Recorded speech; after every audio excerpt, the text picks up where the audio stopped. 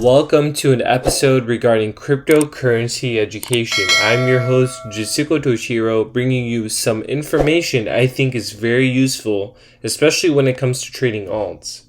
If you haven't already, please check me out on Twitter and check me out on YouTube. These are my tags. Just click that subscribe button and turn on those notifications to get educational information regarding all of the cryptocurrencies that you are paying attention to. Now, this is a chart of Luna USD. As you guys remember, this was a huge crash that left thousands of people pretty much broke. Let me give you guys some analytics, some explanation of what happened.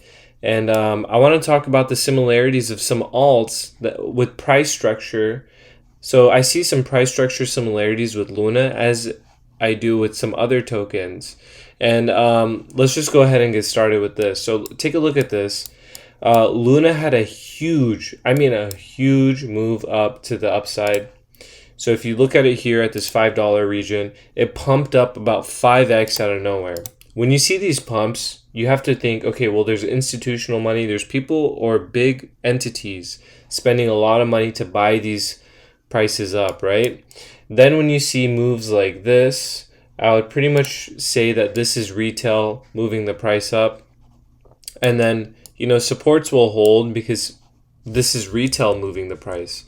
And eventually what you expect after is a retest of the lows.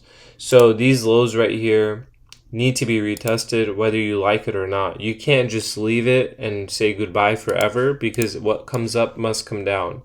And as you see here, this is so Luna made it all the way up to $120. That was its all-time high. And it never retraced, so it pumped up maybe 5x, hit $30, traced all the way up to 120, and it never retraced to that $6. Retracing is healthy, right? And a good project. But a project like Luna, it can be very detrimental. So Luna, there were some back-end issues. There was a lot of corruption when it came to Do Kwon. And I also was a victim of this, especially because of the UST part of it. I don't want to get into the analytics of it, but basically, Luna was backing up a stable coin called UST. And let me see if I could find it here. And the stable coin is obviously supposed to be stable. It's supposed to hold out $1. And it declined. And I actually have a story about this personally for myself, but that's for another day. And so it crashed. The thing is, a normal coin, a good token, will test to support and hold. So if you look at any other cryptocurrency that went through a bear market, such as Lumen, XRP, these will retest their lows and they'll hold, and then eventually in the next bull run, they won't reach their old all-time highs, but they'll get pretty close. And it's a safe 5 to 10x, So that's Luna. This is the big picture. I want you guys to keep in mind there's a theme here. There's a theme of contagion and collapses. Now we're trading at less, fraction of a penny, super small amounts. And let's take a look at Solana, which is another example I wanted to show you guys. This is another token that's made of a lot of hot air. We did trade a lot in this area. So Solana has really good price structure in the sense that we did trade in some of this mid-range type of price action. We reached all-time highs of almost $265. We retraced down to here to the 30 and we traded in it. This is a very healthy trade. However, we are getting hammered with the FTX debacle when it comes to Solana and the bear market in general. Nothing will survive the bear market. Now, I have my eyes on Solana. It's a little bit different than Luna or FTX. And the reason being is because it's a pretty solid project. There's a lot of people behind it that are smart people that basically came from Ethereum and other places of alts. Really good devs. Solana has a future. Now, I have my eyes set on this support in this $4 range. Some people are even pointing out, the $1 range is the most logical place to trade because this is where the last support held.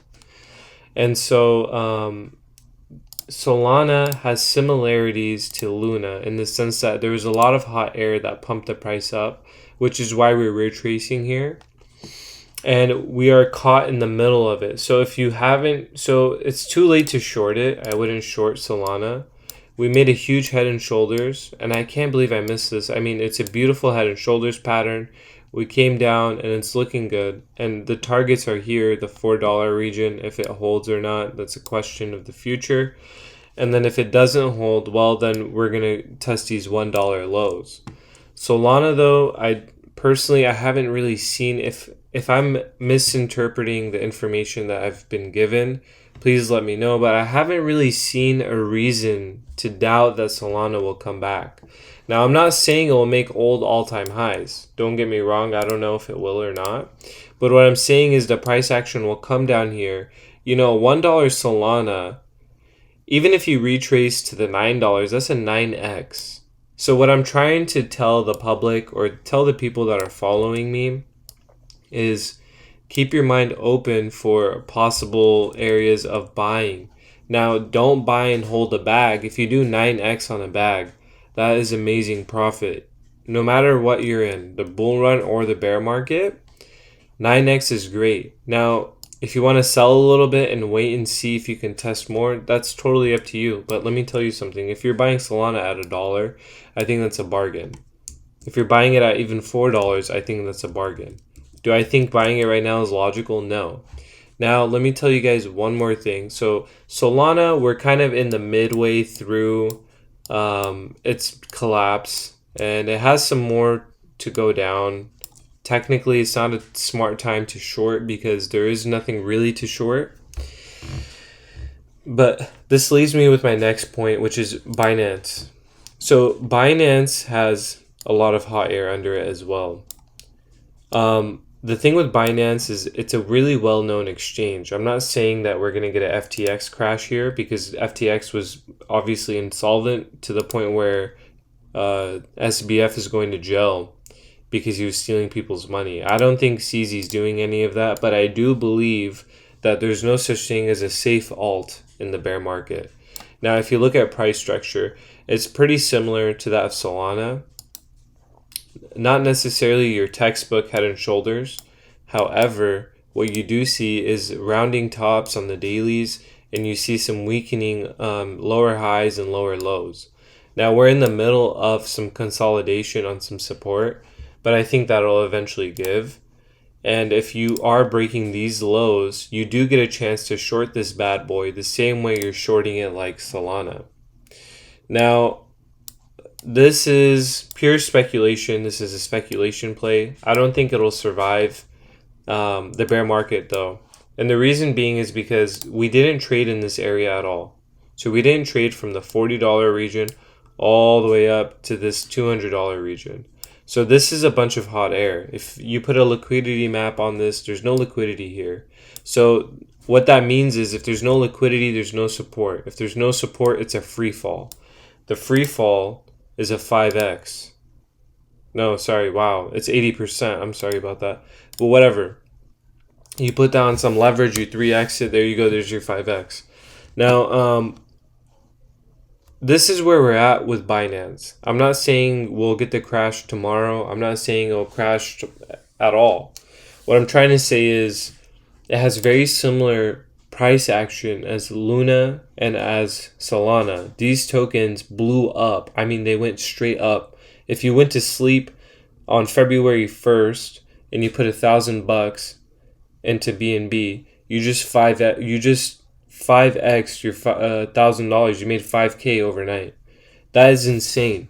That is what happened with these tokens, and they are going to retrace. They're going to trade down here in these lows, and they're going to test even lower lows, I think, for all of 2023. And so it's just a matter of time until we start testing them. Now, if you want to be really technical, what you can see with BNB is we have this descending pattern right here.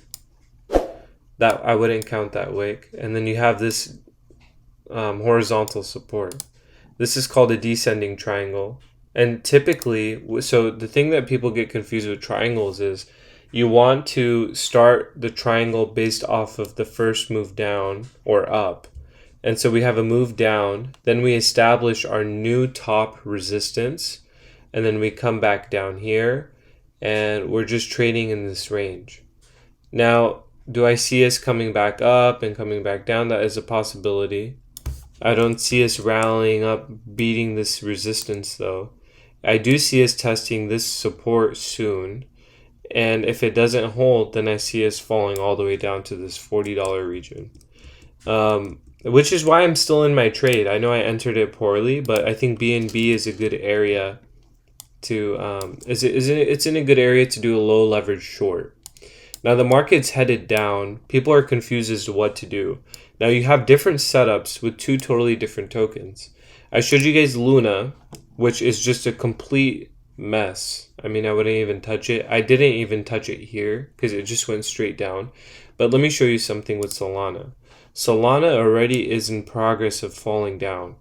There is no point of basically shorting this, longing it. You're in the middle of a free fall. Now, when it comes to BNB, you haven't started your free fall yet. Look at that. It's a beauty. This is a beautiful macro structure. This is like a trade that will take a few weeks to play out. But it's a good one if you guys are interested. Obviously, I posted the short time frame one, but this is, I mean, I'm gonna sit on my hands with this one, just let it fall. And those are the three similarities I noticed with these three tokens. So Luna, crash, hot air. Solana crashed because of a lot of hot air. And then now we have BNB, which has a lot of hot air. And it hasn't really crashed yet. The difference between Luna and BNB, or like any of the other tokens, so Solana and BNB, we haven't really had any reason not to long it when it hits these areas of support, right? Binance is still an operating exchange, one of the best ones in crypto. But the price action is going to scare a bunch of people. But if the company's still there, then why wouldn't you long it? This is these are the companies you want to thrive. Even if the price action goes down, like Tesla, Tesla is going to be around for a long time. This is our Tesla of crypto. So with it, when it comes to BNB, will I be adding more in these areas of support? Yes, most definitely. CZ hasn't given us a reason not to long it, not to buy it in these areas of support. Would I buy it all the way up here at $243? I think it's overvaluated. It's just it takes time for the price action to catch up to the average. And so that's pretty much my crypto education today. It's mainly TA, technical analysis on the charts, but it's very informational. RSI and volume indicators, they're very helpful, but sometimes it's easier to just look at a chart, look at how it's just clean, and goes up, it goes down, and you just keep it simple, and it's probably better for you. So that's pretty much it. I wanted to show you guys some history, what happened with Luna, and then kind of some nice setups. So keep your eyes on Solana and keep your eyes on BNB. Other than that, you guys stay safe. Remember to trade appropriately and manage your risk wisely. And I think that you'll end up profiting a lot.